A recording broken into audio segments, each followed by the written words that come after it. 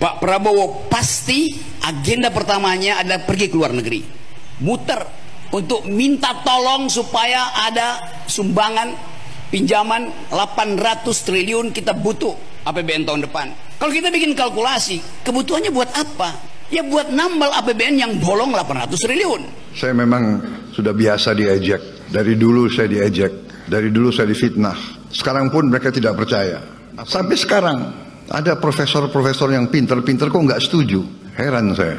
Profesor pinter atau bodoh? Saya nggak tahu itu. Dibikin bolong oleh siapa? Ya oleh Mulyono. Yang mesti cari siapa? Ya Mulyani.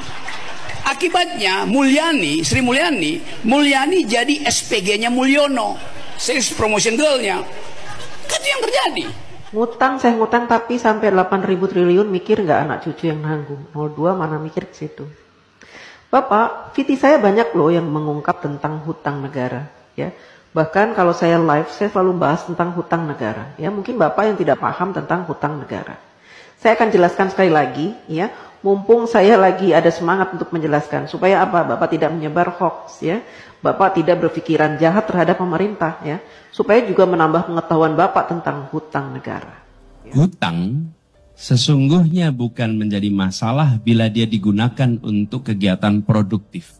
Karena dia kemudian memberikan manfaat bagi orang banyak. Problemnya ketika hutangnya tidak dipakai untuk aktivitas yang produktif. Yang paling penting menurut saya, hutang pinjaman itu harus dipakai untuk hal-hal yang produktif, yang memberikan revenue, yang memberikan income, yang memberikan return kepada negara. Manfaatnya harus ada. Jangan pinjaman itu dipakai untuk hal-hal yang konsumtif. Kenyataannya begitu, saudara-saudara. Tapi kita tunggu, dapat nggak kira-kira? Tapi itu masalah kemampuan Pak Prabowo untuk mendalilkan bahwa kan kalau Anda di dunia pinjam-meminjam dunia sekarang, Anda minjam itu mesti ada personal garanti. Di bangsa Indonesia ini saya perhatikan, tapi kadang-kadang segelintir orang-orang yang menganggap dirinya pintar selalu meragukan kemampuan bangsa Indonesia. Rasa rendah diri, punya gelar profesor, sekolah di mana-mana yang terkenal, tapi mentalnya masih mental rendah diri. Apa yang dilakukan bangsa sendiri selalu jelek.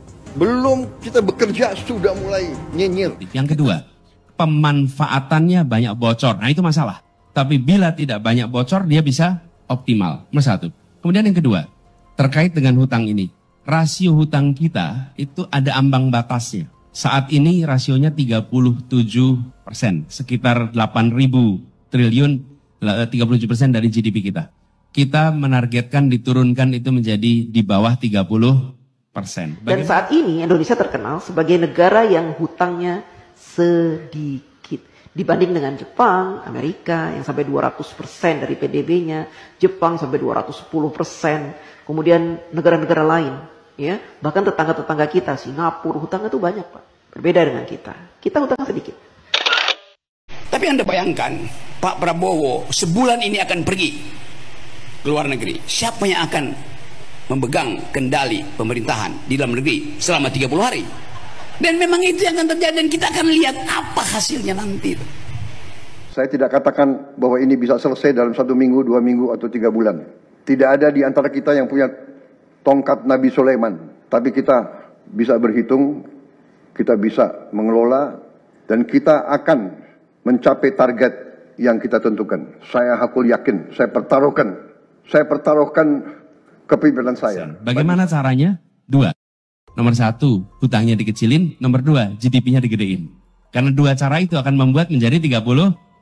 Nah, kita ingin GDP-nya dibesarkan. Sehingga rasio hutangnya turun. Lalu memastikan hutang ini dipakai yang saya sampaikan tadi. Kegiatan yang produktif dan diawasi dengan baik sehingga hutang itu tidak bocor.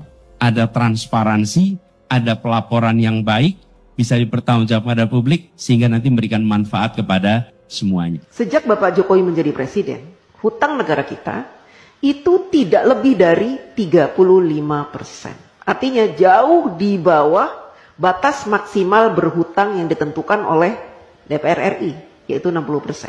Artinya apa? Kita masih berada di ambang aman. Ngutang, saya ngutang tapi sampai 8.000 triliun, mikir nggak anak cucu yang nanggung? 02 mana mikir ke situ. Bapak, VT saya banyak loh yang mengungkap tentang hutang negara. Ya, bahkan kalau saya live, saya selalu bahas tentang hutang negara. Ya, mungkin Bapak yang tidak paham tentang hutang negara. Saya akan jelaskan sekali lagi, ya. Mumpung saya lagi ada semangat untuk menjelaskan, supaya apa? Bapak tidak menyebar hoax, ya.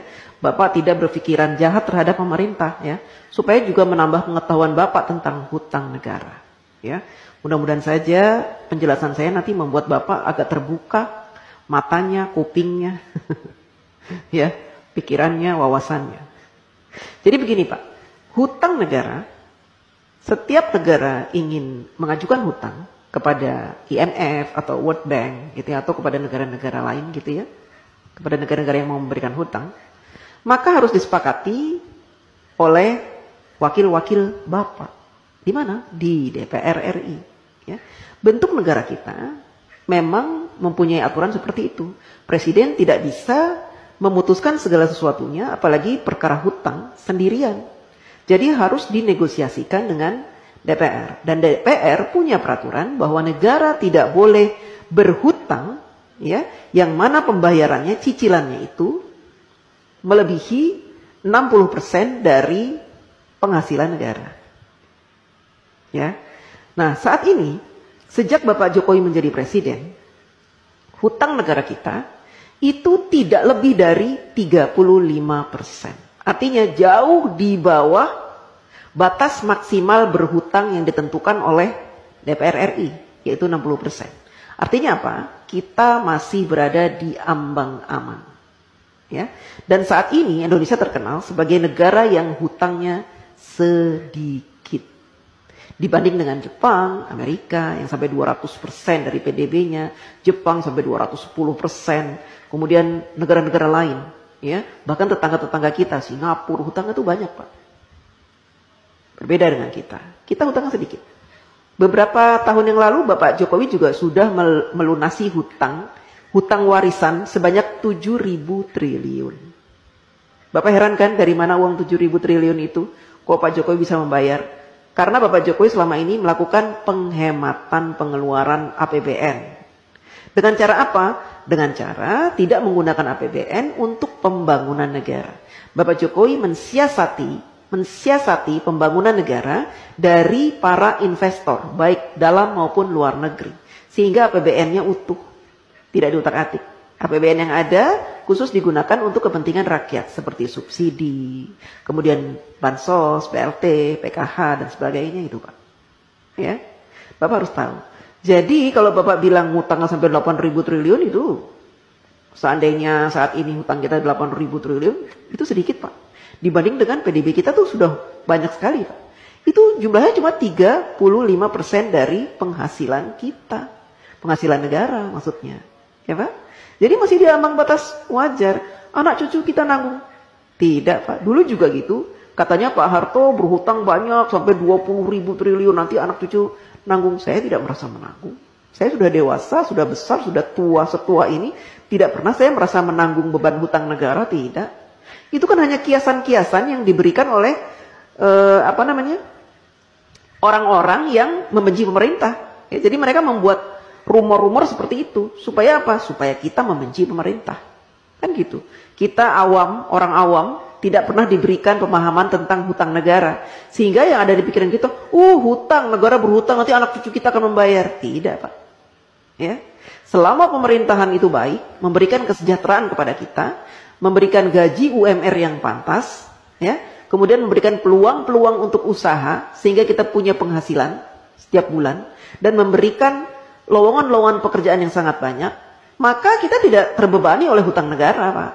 Ya, apalagi sekarang pemerintah sudah membuka banyak sekali lowongan dengan dibukanya smelter-smelter, proyek-proyek hilirisasi, itu akan membuka ratusan ribu lowongan pekerjaan Pak buat bangsa Indonesia, dan itu akan menjadi penghasilan yang akan dinikmati dan sehingga kita tidak dibebani oleh hutang itu, hutang negara. Tidak dibebani Pak. Jadi Bapak jangan sok tahu. Ya.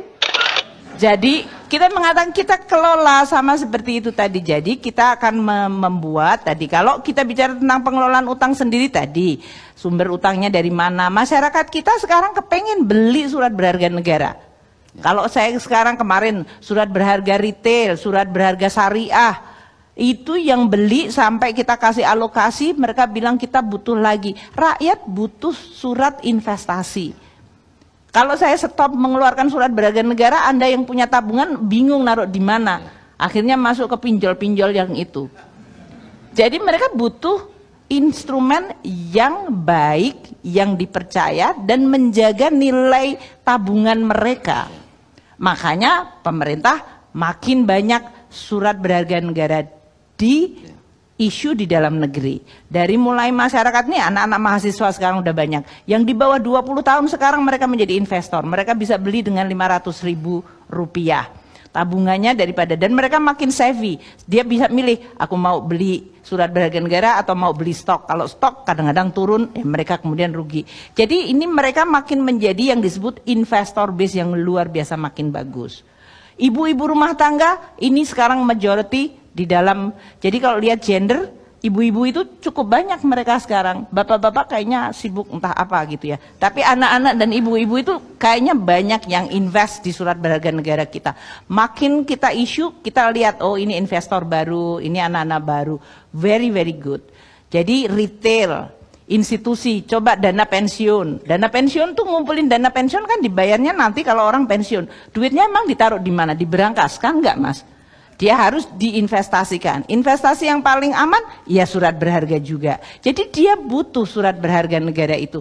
Konsep ini yang kadang-kadang masyarakat mungkin perlu untuk dilihat. Semakin Indonesia maju, Anda akan lihat, kita akan membutuhkan banyak instrumen investasi. Salah satunya adalah surat berharga negara, yang itu adalah instrumen utang. Jadi kita investor base-nya dalam negeri, currency-nya kita jaga antara rupiah dengan yang forex. Kalau kemudian kita lihat maturitasnya atau jatuh temponya harus cukup panjang, sehingga jangan sampai oh kemudian akan jatuh tempo besok kita nggak punya untuk membayarnya. Itu semuanya adalah manajemen utang yang kita kelola secara prudent, dan kita dipelototin oleh banyak orang, Pak. Rating agency akan lihat, is it really sound, is it good, Indonesia kelihatan mengkhawatirkan atau enggak. Seluruh dunia, makanya kita rating kita kalau dibilang positive outlook. Sekarang triple B, kita akan masuk investment grade yang moga-moga masuk ke dalam grade A. Itu yang menggambarkan bahwa ya baik-baik saja tadi, sustainable. Kalau ugal-ugalan ya nggak mungkin akan positive outlook. Coba tanya nih Bu Nike, pengelolaan utang di Pertamina, dia dapat grade berapa itu? Kan sama aja. Padahal orang mengatakan Bu Nike, kan Pertamina kan kaya sumber daya alam, kok ngutang? Loh, kok jadi bingung pertanyaannya, kok ngutang ya Bu ya? Kan kayak gitu kan. Jadi memang masyarakat Indonesia itu perlu untuk terus, saya anggap media Indonesia kan selama ini kan sering utang tuh dijadikan sebagai salah satu stigma politik. Iya kan? Moga-moga nggak latah gitu, itu aja. Karena ini adalah artinya memahami negara kita, memahami keuangan negara, memahami yang disebut prinsip sehat itu seperti apa. Dan kita Kemenku terus saja memberikan berbagai informasi, berbagai edukasi, sosialisasi. Ini loh dibandingin semua negara, kita dapat pajaknya sekian, jadinya begini, utang jadinya begini, kan kayak gitu itu. Itu adalah bagian dari tadi sebetulnya pengelolaan tidak hanya utang tapi keuangan negara yang responsible, yang bertanggung jawab. Gitu ya. Baik.